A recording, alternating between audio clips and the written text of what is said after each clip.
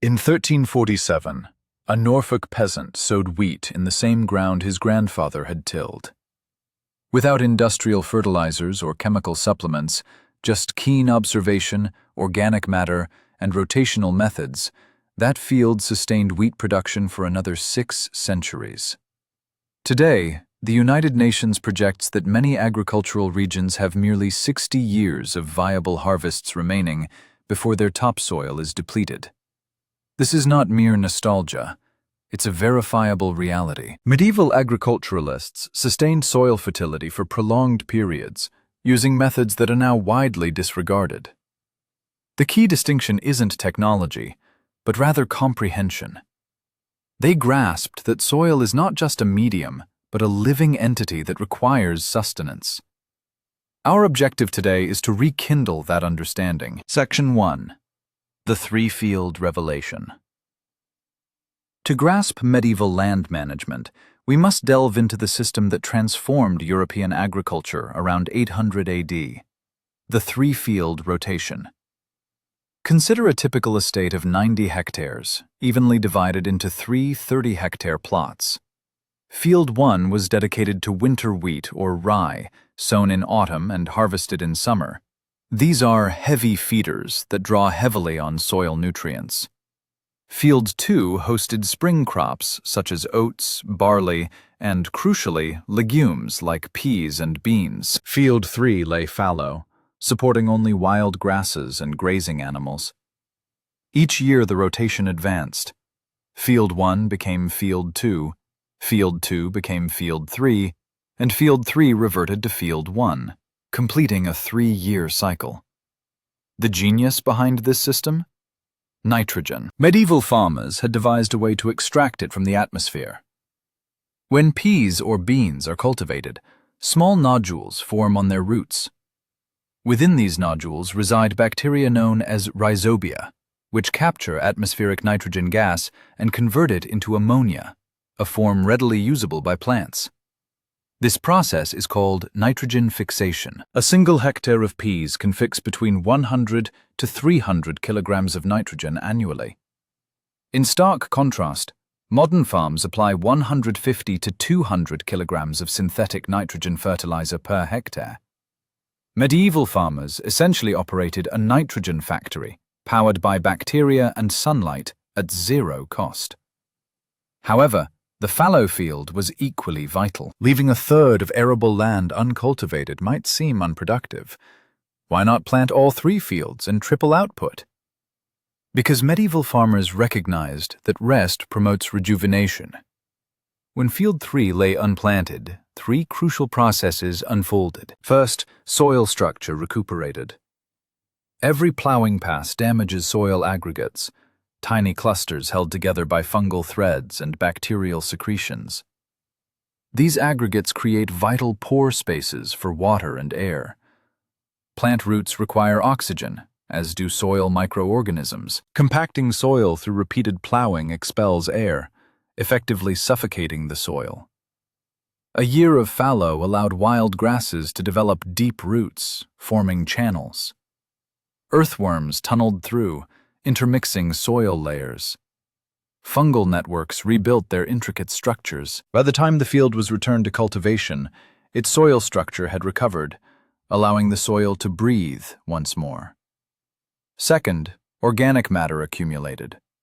Wild grasses photosynthesized carbon dioxide, storing it within their tissues. When winter arrived, these plants died and decomposed, returning their carbon to the soil. This was crucial because soil organic matter forms the bedrock of fertility. It behaves like a sponge, retaining water. It acts as a battery, storing nutrients, and it nourishes the microbial communities that render nutrients accessible to plants. While medieval farmers lacked tools to measure soil organic carbon, they clearly discerned its effects. Dark soil signaled high organic matter content, whereas light soil indicated depletion. They even had specific terms for these conditions. Black pits referred to dark, carbon-rich soil found near ancient settlements, while hunger hell described poor, pale fields that consistently underperformed. Soil color served as a diagnostic tool. Third, animals grazed the fallow field. This represented an integration that modern industrial agriculture has largely abandoned. Medieval farming transcended mere crop production. It was a self-contained cycle linking crops and livestock. Animals, cattle, sheep, and pigs, transformed plant biomass into meat, milk, and, most importantly, manure. A single cow produces 20 kilograms of manure daily. Over a year of grazing a fallow field, this amounts to 7,300 kilograms per cow, spread across 1 hectare, sufficient to significantly replenish soil nutrients. Yet manure offered more than just nutrients. Each kilogram contains approximately 10 billion microorganisms, including bacteria, fungi, and protozoa. Spreading manure wasn't merely adding nitrogen, phosphorus, and potassium. It was inoculating the soil with a living workforce that processed organic matter and made nutrients available to plants. Archaeological data corroborates this practice. Soil scientists examining medieval sites in Germany and England have detected steroids and bile acids, chemical signatures persisting for centuries. This evidence indicates that livestock manure, applied at 10 to 20 tons per hectare annually, was strategically concentrated on fields designated for upcoming wheat cultivation. Medieval farmers thus created a 3-year cycle of growth, harvest, and rejuvenation. 2/3 of the land consistently yielded food, while 1/3 rested and rebuilt. This system proved sustainable for centuries. In contrast, modern monoculture involves planting the same crop year after year, corn in Iowa, soybeans in Brazil, without rotation or rest. Consequently, soil degrades at rates 10 to 100 times faster than it can regenerate. Topsoil that took 500 years to form vanishes within 50. While medieval fields produced lower yields, they did so indefinitely. Modern fields achieve high yields for decades, then suffer collapse. This highlights the crucial difference between sustainability and extraction, between true farming and mere mining. Section 2. The Legume Revolution. Legumes were not merely foodstuffs. They served as soil medicine. Historical records indicate that up to 8% of medieval fields were dedicated to legumes. While this might appear modest, consider the arithmetic. A hectare of peas fixes 100 to 300 kilograms of nitrogen annually. Only a fraction of this goes into the harvested peas. The rest remains in plant residues, leaves, stems, and, crucially, the roots with their nitrogen-rich nodules. When medieval farmers harvested peas, they would pull up the vines, but leave the roots embedded in the earth. These roots decomposed over winter, directly releasing nitrogen into the soil. By spring, when wheat was sown in that same field, nitrogen was readily available precisely when the wheat required it most. This exemplifies precision agriculture, synchronizing nitrogen release with crop demand. There was no runoff, no waste, and no excess.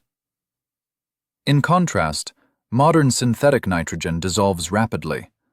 Plants can absorb only a fraction of what is applied. Studies reveal that 50% or more leaches away, polluting groundwater and rivers, and contributing to oceanic dead zones.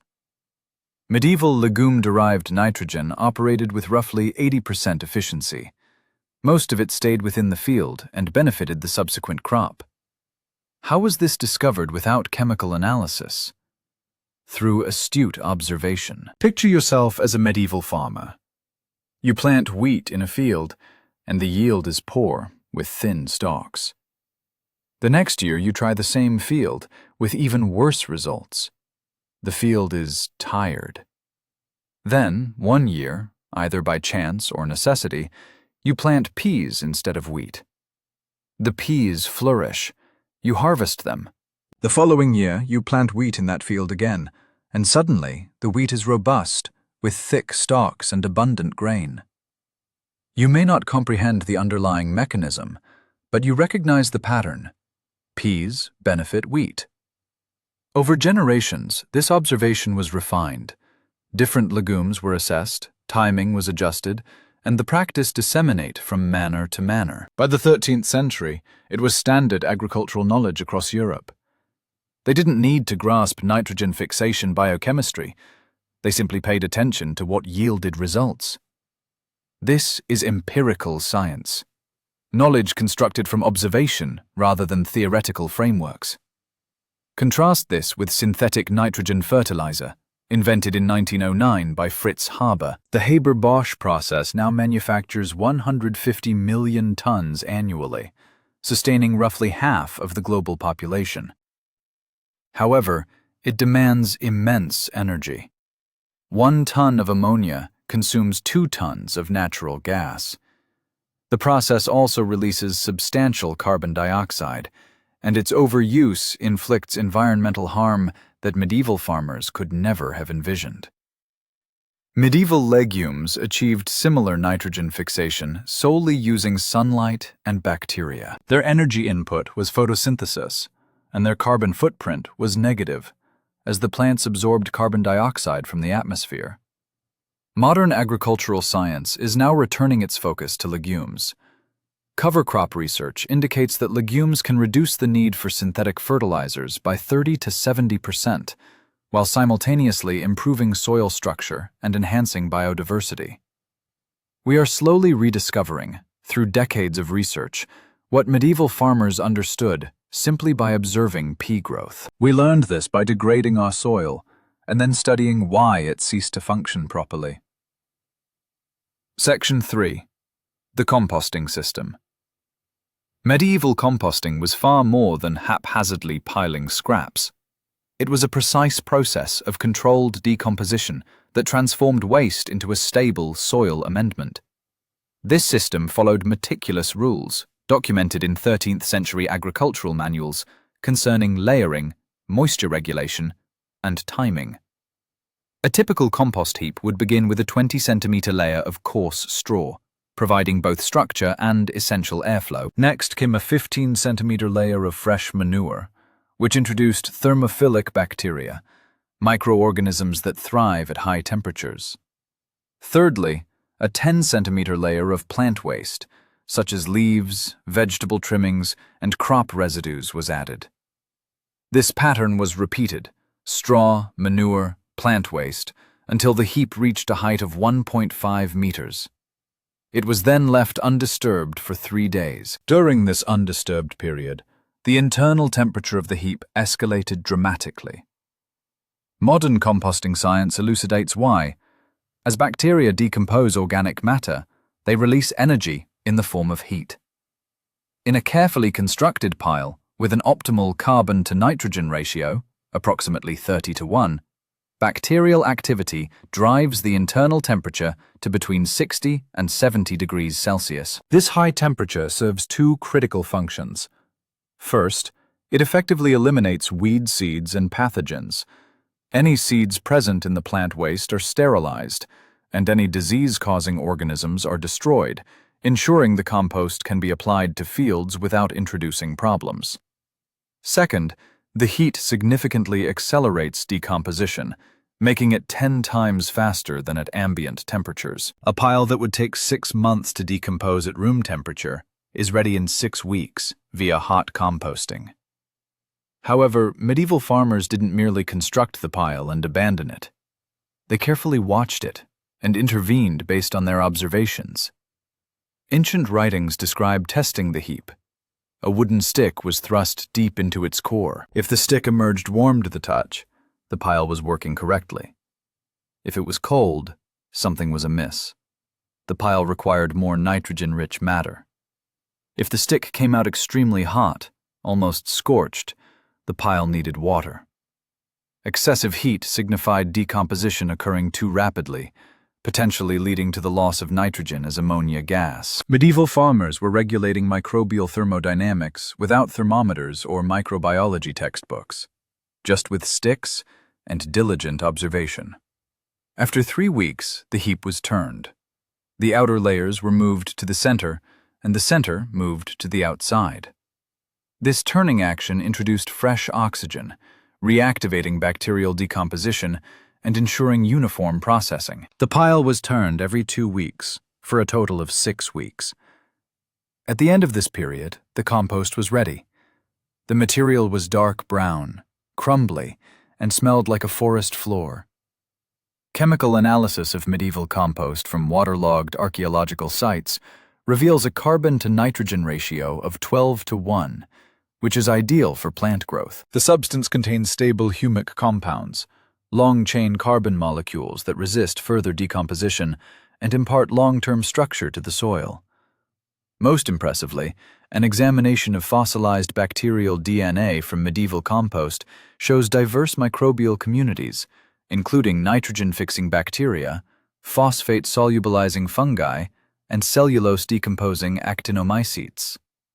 The medieval compost pile was not merely a means of waste disposal, it was a method of microbial cultivation. Modern composting adheres to the same fundamental principles. Industrial facilities employ temperature probes and forced aeration to achieve what medieval farmers accomplished with simple sticks and keen observation. The underlying knowledge was never inaccurate. We have merely added instrumentation to verify what they already understood through practical experience. Section 4. Reading soil. Medieval farmers possessed 3 types of soil literacy, 3 ways of evaluating soil health without specialized instruments or laboratories. They relied solely on perception, refined through generations of observation. The first sense was color. Soil color was not merely aesthetic, it was diagnostic, and medieval farmers had developed a sophisticated vocabulary for it. Black soil indicated a high content of organic matter. Historical records described these soils as fat or rich. Fields with black soil consistently yielded the highest harvests. These were premium lands, often under the control of the local lord or the church. The dark hue originated from decomposed organic matter, specifically humic substances, complex carbon compounds formed during prolonged decomposition. Modern soil science quantifies this as a percentage of organic carbon. Medieval farmers quantified it in shades of black, and their knowledge was equally valid. Brown soil signified moderate fertility.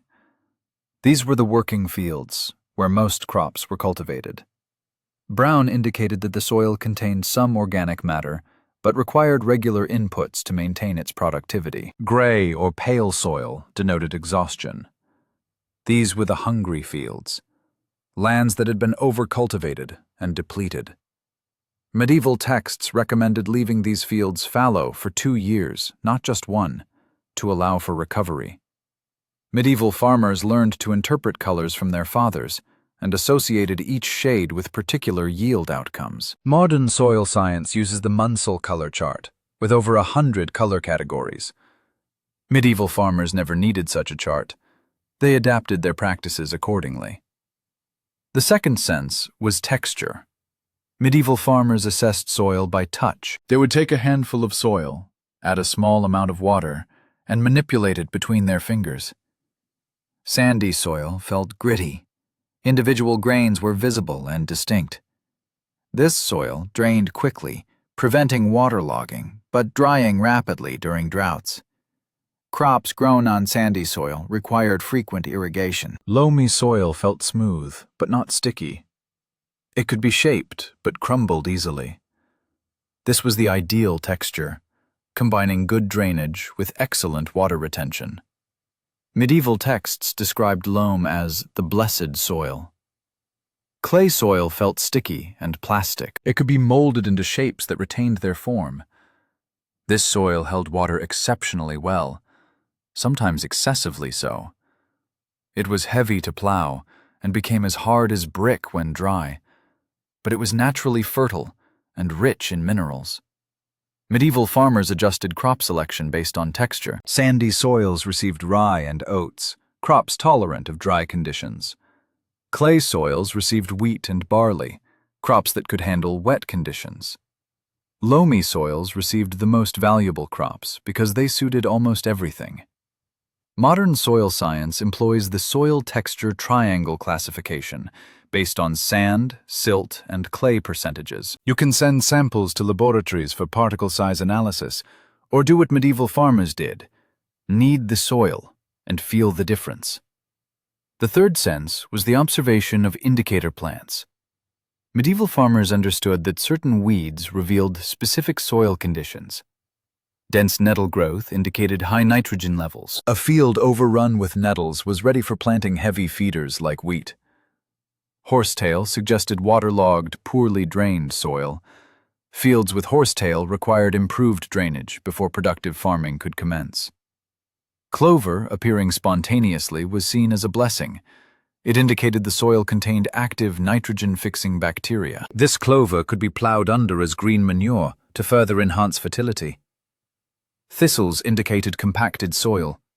Their deep taproots could penetrate hard layers that crop roots could not. A field with thistles required deep plowing to alleviate compaction. This was botanical diagnosis, interpreting plant communities to understand soil conditions. Modern soil science refers to these as indicator species. Medieval farmers used them to decide when to plow, rest, and fertilize. Modern agriculture tests soil in laboratories, measuring nitrogen levels with sensors and making decisions based on numbers, not direct observation. The numbers offer greater precision, but precision does not always equate to accuracy. A laboratory tells you total nitrogen content, but not whether that nitrogen is available to plants, whether your soil structure allows roots access to it, or if your microbial community is healthy enough to cycle it. Medieval farmers could not measure nitrogen in parts per million, but they could look at their wheat and discern if the soil was providing what the plants needed. If the problem was nitrogen, they planted peas. If the problem was compaction, they plowed deeper. If the problem was acidity, they applied lime. They responded to what they observed, not what a test indicated, and their soils remained productive for centuries. Section 5. The marl secret. Marl is a naturally occurring sediment, a mixture of clay and calcium carbonate, found in specific geological formations. It resembles chalky clay, often pale, grey or white, and is frequently located in layers beneath topsoil or near ancient lake beds. Medieval farmers in England, France, and the Low Countries transported marl to their fields and spread it at a rate of 20 to 40 cubic meters per hectare. A laborious task, given that a cubic meter weighs 1.5 tons. Why would farmers exert such immense effort? Fields treated with marl produced superior yields for decades, sometimes generations. Modern soil chemistry elucidates this. Calcium carbonate neutralizes soil acidity.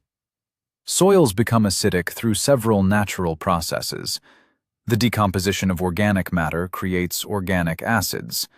Rainfall leaches calcium and magnesium from the soil, leaving behind hydrogen ions, and crops extract calcium and magnesium, further depleting the soil. As soil becomes acidic, various problems arise. Aluminum and manganese, naturally present in the soil, become soluble and reach toxic concentrations. Phosphorus, an essential nutrient, binds to iron and aluminum, becoming unavailable to plants.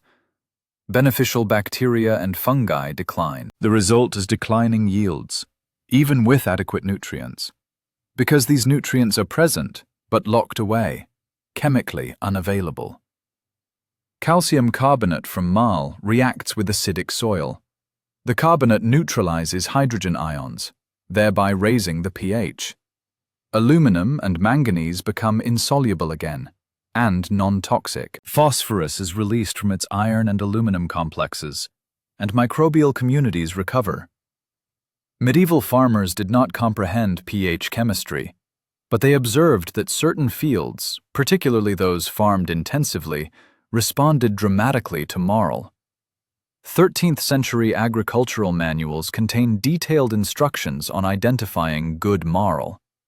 It fizzes when vinegar is dropped on it, as the carbonate reacts with acetic acid to produce carbon dioxide bubbles. They also knew where to dig for marl, in white or gray clay layers, often 1 to 2 meters below the surface. As for application, they used enough to create a visible white dust on the field surface after spreading. This amounted to 30 to 50 tons per hectare, a quantity that modern soil science recognizes as an appropriate liming rate for moderately acidic soils. Archaeological evidence from medieval sites in England shows elevated calcium levels, chemical signatures of historical marling persisting centuries after application. The practice was not universal. Marl is not available everywhere. However, where marl was accessible and where soils were acidic, marling was standard practice. The Domesday Book, a land survey of England completed in 1086, documents marl pits as valuable estate features. Manors with marl pits were assessed at a higher value than those without. Modern agriculture industrialized this practice. Agricultural lime, whether calcium carbonate or calcium oxide, is produced from limestone quarries and spread mechanically. The chemistry is identical, the mechanism is identical, and the result is identical. We have not improved the technique. We have merely made it faster and more widely available. However, we have also created a dependency. Modern farmers purchase lime from suppliers. Medieval farmers dug marl from their own land or nearby deposits. Modern agriculture necessitates external inputs and supply chains. Medieval agriculture was self-contained. When those supply chains fracture, modern agriculture struggles. Medieval agriculture, in contrast, endured. This highlights the contrast between permanent and extractive practices. The narrative of historical soil stewardship ultimately revolves around principles of worth. What do we hold dear? Immediate output or enduring richness? Depletion or renewal? Medieval agriculturists possessed no alternative. Their tools constrained them to arduous, protracted methods. Yet these methods, honed over ages of keen perception, sustained the ground's fecundity perpetually. Our decisions have diverged. We have leveraged fossil energies to bolster farming.